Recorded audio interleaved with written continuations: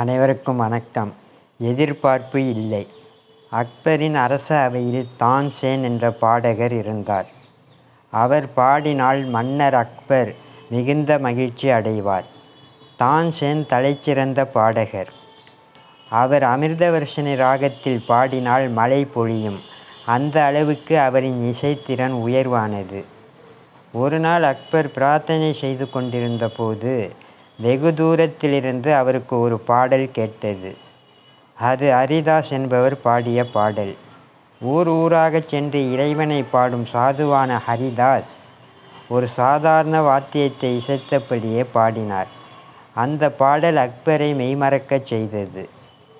அக்பர் அதன்பின் அரசவைக்கு வந்து தான்சேனை அழைத்து நடந்ததை சொன்னார். உன் இசை எனக்கு மிகவும் பிடிக்கும். ஆனால் ஹரிதாஸ் இசை என்னை சிலிர்க்க வைத்தது, மெய்மறக்கச் செய்தது. அது ஏன் என்று கேட்டார். அதற்கு தான்சேன், அரசே, நான் உங்களை பாடுகிறேன், நீங்கள் என்னை பாராட்டி பரிசு தருகிறீர்கள் என்ற எதிர்பார்ப்புடன் பாடுகிறேன். ஆனால் ஹரிதாஸ் இறைவனை பாடுகிறார். மிகுந்த மனநிறைவுடன் எந்த எதிர்பார்ப்பும் இல்லாமல் பாடுகிறார். அதுதான் வித்தியாசம் என்றார். மனநிறைவுடன் செய்யும் செயல்கள் மிக சிறப்பான விளைவுகளை தரும். நன்றி, வணக்கம்.